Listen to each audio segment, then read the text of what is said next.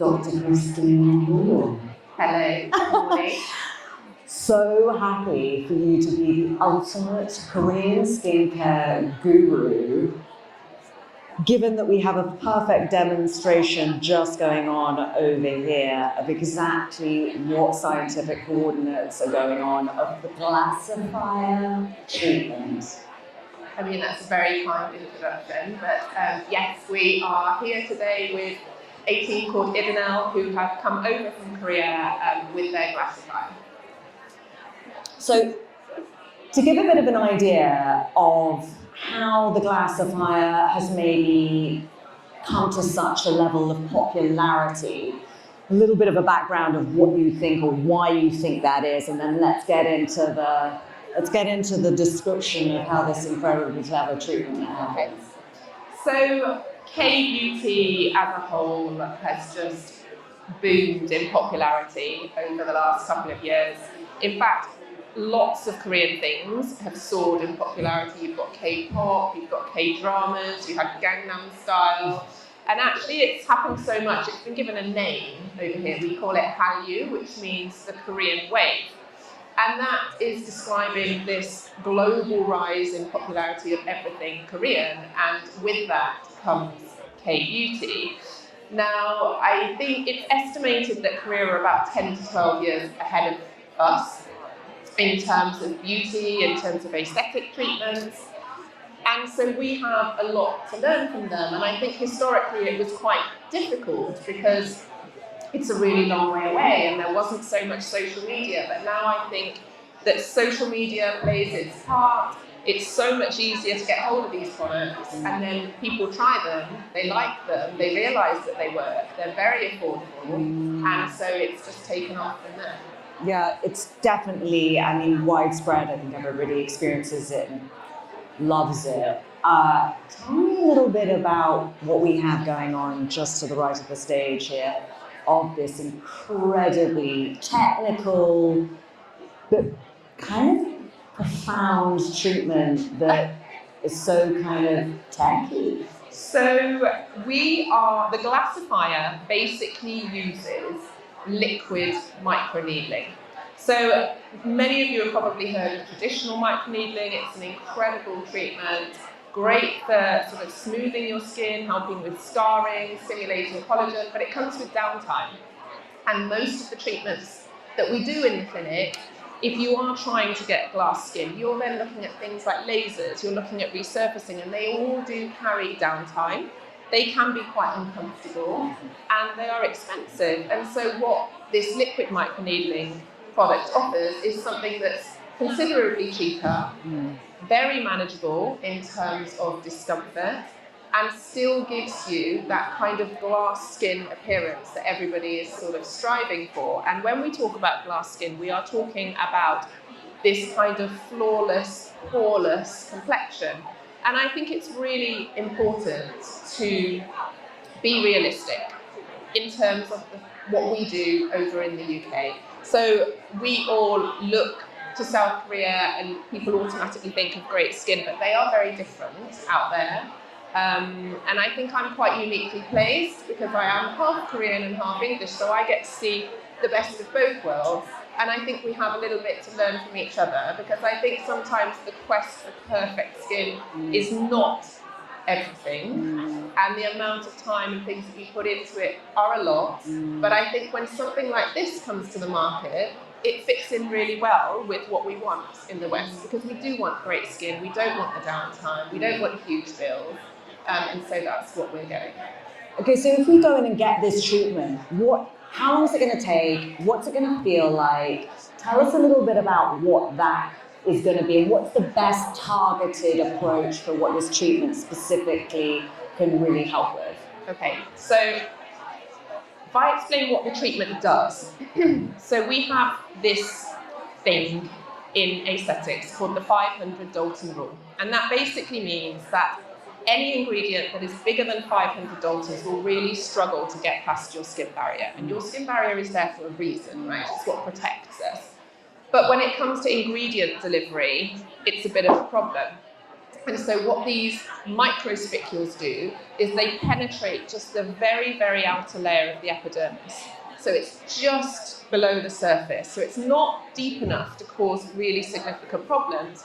But what they found is that by penetrating the surface of the skin, the peptides, which are bonded to these spicules, are delivered, the absorption is 60 times more than if you were to just apply the peptide onto your skin. So what you feel and what you get when you come to the clinic, actually we have a couple of the girls over there in red. We have Nadia and Monica who work with me at the Taktouk Clinic, just giving us away. And they deliver the treatment. It is about 30 minutes. It's a facial. You don't require any numbing. It feels slightly prickly. And afterwards your skin can look a little bit red and a little bit warm, but very, very minimum downtime. And if anybody wants to see what it feels like, please do go over, have a chat with the girls. They would love to speak to you and they would love to show you. They all have incredible skin. I did the treatment the day before yesterday, so that I could say 48 hours doesn't really look like you've done anything. To be honest, I don't think anyone noticed at work yesterday either, but maybe they just don't pay any attention.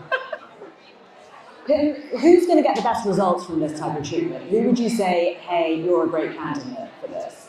So what's great about this treatment is that you can actually tailor it. So there's 4 products, there's 2 powders and there's 2 solutions.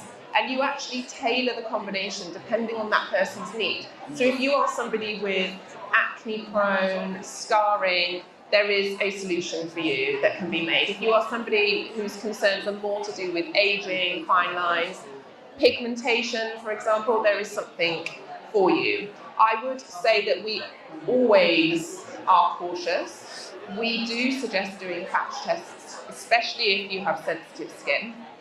There has been quite a lot of talk about what happens to the spicules and people who are concerned about it. What I would say to that is the spicules remain very much on the surface. The studies that are show that almost 100% of them are shed within 24 hours, and all of them are gone within 72 hours. So the risks in terms of that are actually quite low. Now, there is a big group out there who will talk about medical evidence, and I think it's important to just talk about it head on, because when we think about medical evidence and skincare, the problem with cosmetics is that they are not medical devices, and so they are not required to go through these rigorous kind of protocols and testing that you might need if it was a drug.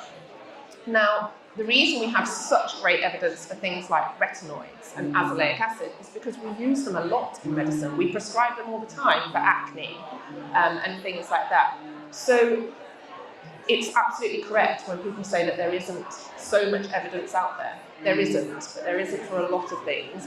And this kind of technology, although it's very, very new to us, actually it's been around in Korea for almost 10 years now. And there hasn't actually been a single case report of anything bad happening. So that doesn't mean that we would not exercise caution always.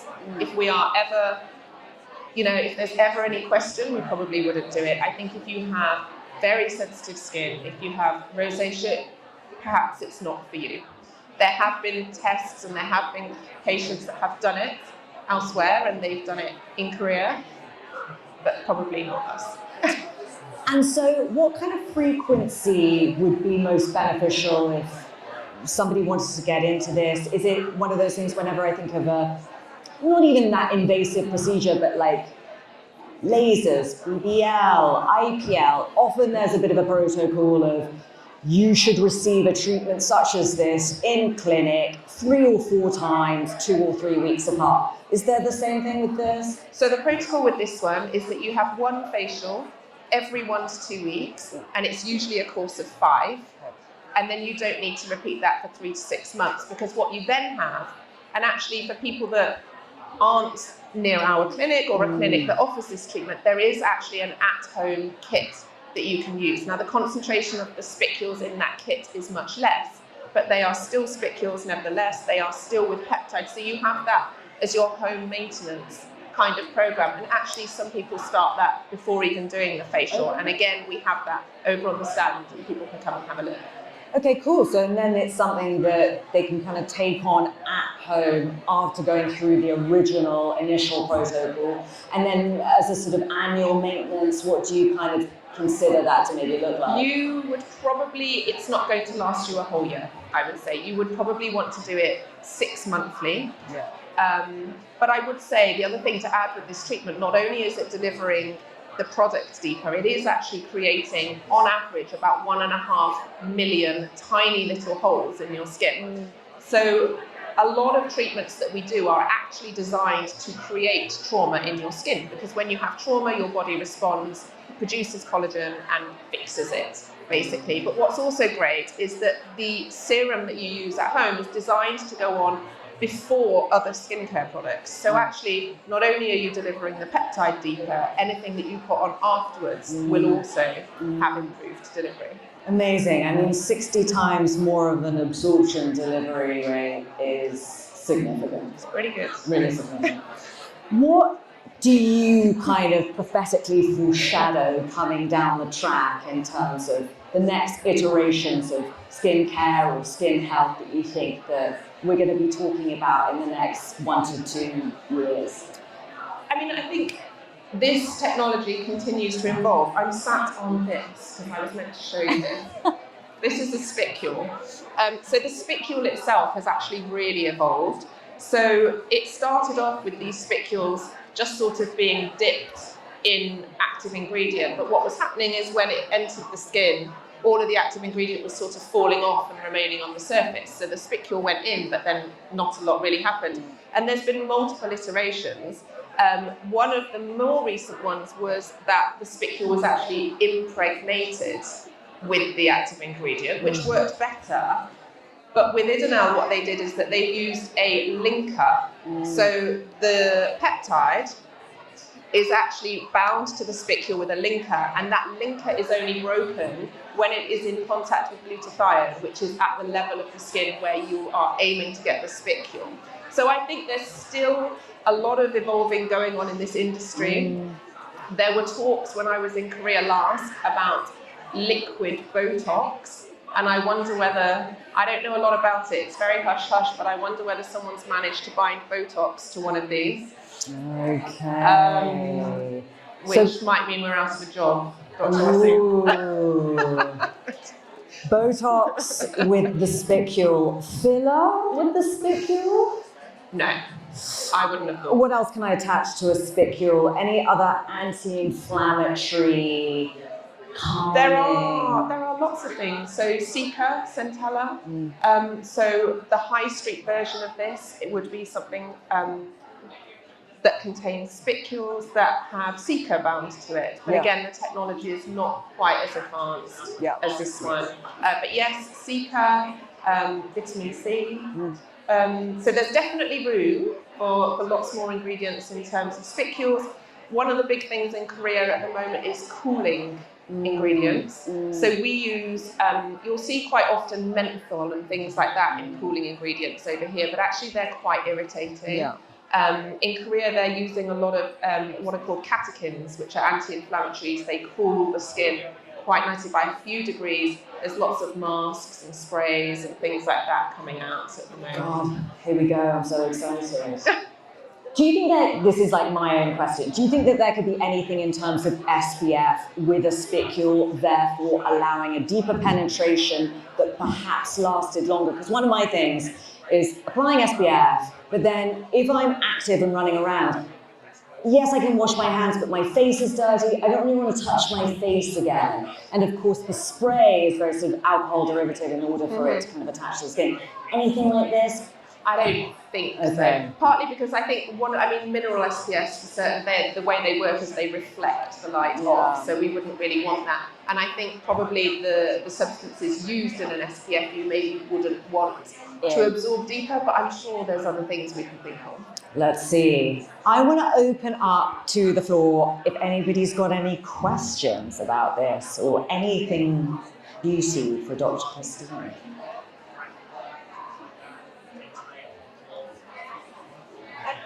What's your favourite treatment personally to have? So my favourite treatment was the question.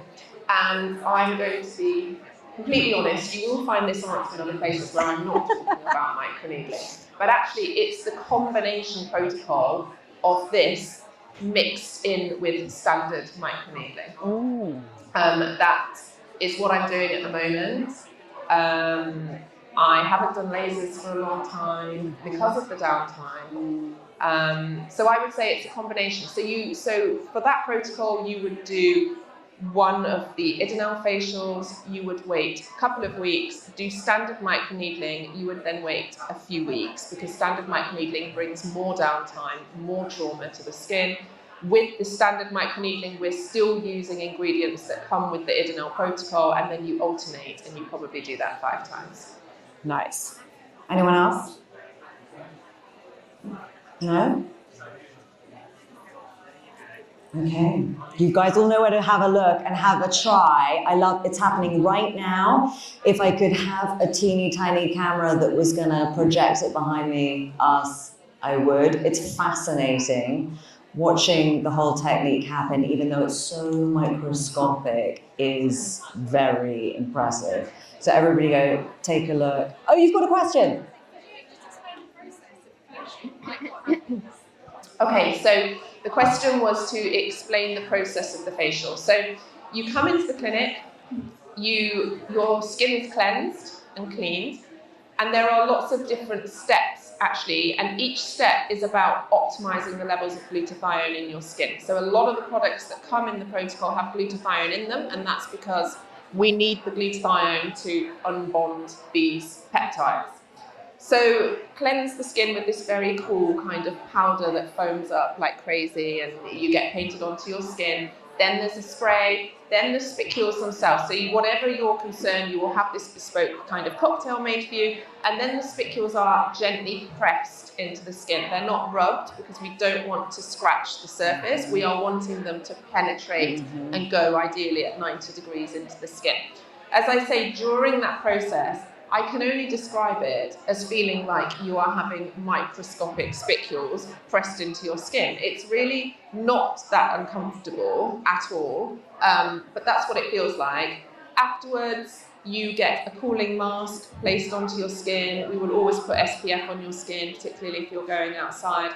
And that's actually it. What you feel when you get home is interesting. So you might feel a little bit warm, but when you go to bed that night, when you turn your head and your face touches the pillow, again, you can feel all those spicules are actually in your skin.